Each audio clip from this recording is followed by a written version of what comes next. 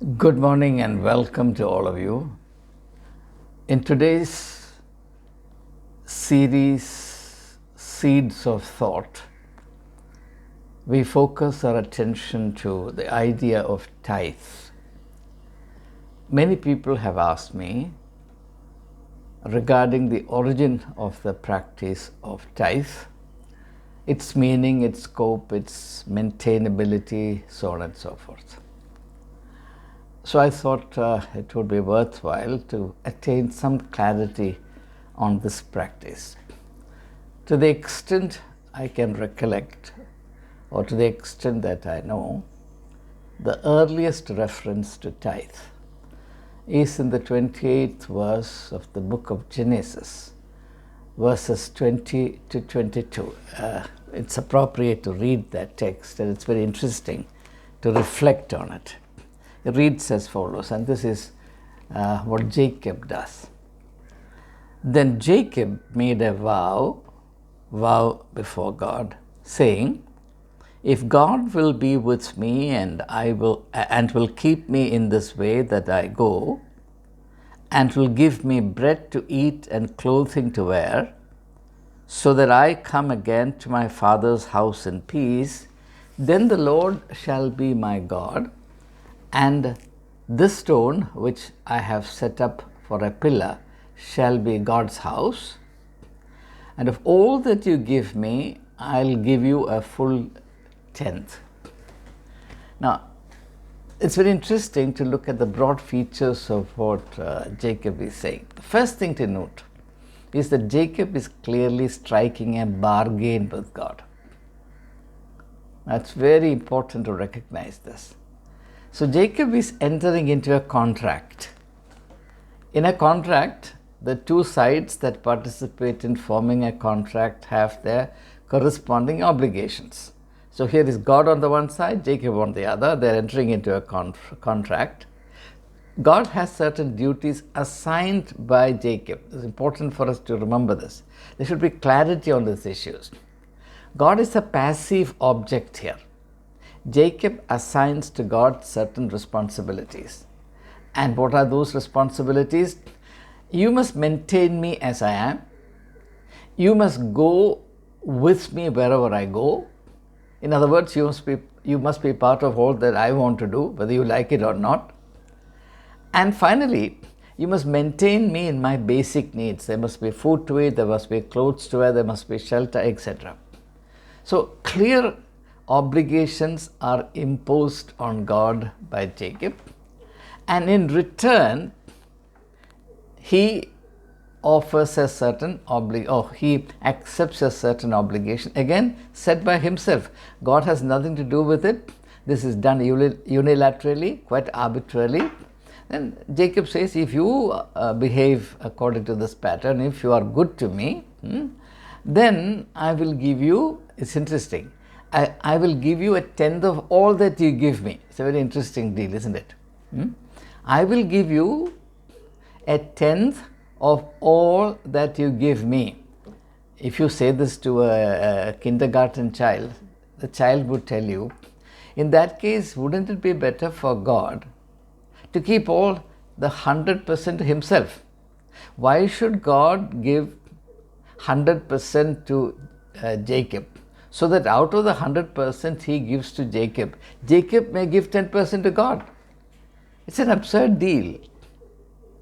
So, in its very origin, this is the context, this is the idea, and therefore, two things you must notice in particular. First, this is a contractual phenomenon.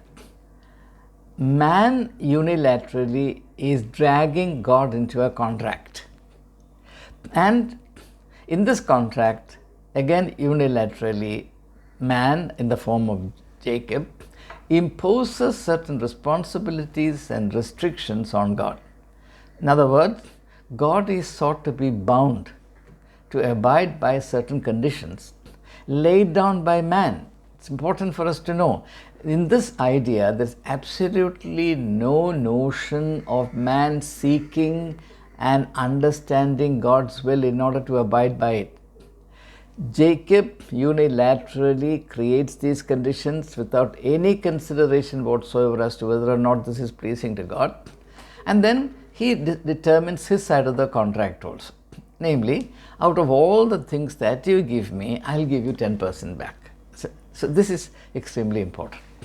Now, therefore, you find, predictably, you find absolutely no reference or no prescription on the part of Jesus.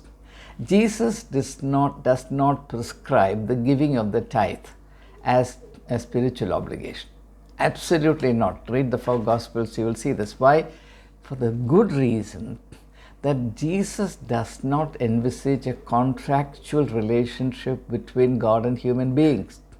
This is a fundamentally unchristian idea. Unchristian in the sense of a Christianity that stays faithful to the teachings of Jesus Christ. If you ask me whether such a Christianity exists today or not, I'll have to scratch my head and say, well, I don't know. But this is very clear. Jesus does not lay down the adherence to this Old Testament practice as an essential spiritual duty. And I have already suggested the reason for it. Jesus came to break the contractual relationship in order to place instead, in its place, a covenantal relationship. A covenantal relationship is not juridical, or it's not bound by law, it is guided by love. So when Jesus effects a shift from the foundation of law to the new foundation of love, this idea of man tying God down to a contractual obligation becomes completely redundant. It cannot be maintained at all. All right, then you will ask me, doesn't the church need money? Shouldn't workers, God's workers, so-called, be maintained? Of course they should be maintained. Of course the church needs money. Priests have to be paid, church buildings have to be maintained, there are all kinds of expenses, and of course the luxurious living of bishops has to be sustained, which is an increasingly unbearable burden. All that I accept. But there is only one point I want you to reflect. I don't want to make this a long discussion. I suggest just one thought to you. Pay some attention to this. Here, what Jacob is saying, of all that you give me, I will give you 10%, tithe. Let me ask you, if you say of all that you give me, would you also not include the wisdom God has given to you, the organizational abilities God has given to you, the leadership qualities God has given to you, the spiritual sensitivities God has given to you? And if you then go and tell your priest, well, take 10% of this also. Give me the opportunity within the church to exercise my leadership qualities, my administrative abilities, my wisdom, my insight, my scholarship, my understanding. Take 10% of it and utilize in the life of the church, the priest will become extremely upset. But there is something that will upset the priest even more, and that is, you tell the priest, well, the condition is that 10% of all that God has given to me. Well, let me tell you that God has given me a lot of suffering. I go through a lot of struggle, a lot of privation, a lot of agony in my life. Will the church take 10% of it and use it? In all likelihood, the priest will faint. So it's interesting. First of all, the idea of tithe in its origin was a contractual idea. Jesus abolished the contractual relationship between human beings and God, and instead redefined our relationship with God as a relationship between father and children, taught us to pray, our Father in heaven. So this contractual model of relationship is completely rejected. Then come to the next step. The idea that 10% of all that God has given. God gives us not only prosperity, God gives us not only money, God gives us a wide range of experiences. God gives us tremendous other resources, God also gives us trials and tribulations in order to purify us, in order to stimulate us into further growth, in order to make us purified gold. Does the church life have any use for any of these things? No. So therefore, we must understand that this idea of tithe has been very deliberately, cunningly modified in two ways. One, to make it a divine obligation applicable to Christians, which simply is not, absolutely not. Secondly, it has also been modified with respect to its contents. If you go by the biblical statement, 10% of all that God gives, and also believe what the Bible says, that nothing happens to us without God knowing it, which means that God allows these things deliberately and with a purpose. After all, Jesus said, not even a hair from your head will fall without your Father in heaven knowing it. If you accept that teaching, then you have to come to the conclusion that every aspect of our experience, particularly suffering, tribulation, privation, etc., all these are also God's gifts. That's why Jesus says, blessed are you when men revile you and persecute you and say all manner of evil falsely against you. Rejoice, for great is your reward in heaven. So all this is part of God's plan. Will the church take 10% of it? No. So the idea of God's gift has been reduced in a very cynical, diabolic fashion to money, money, money. That is where this idea of the tithe needs to be criticized. I'm not against giving. In fact, I feel giving is an expression of freedom.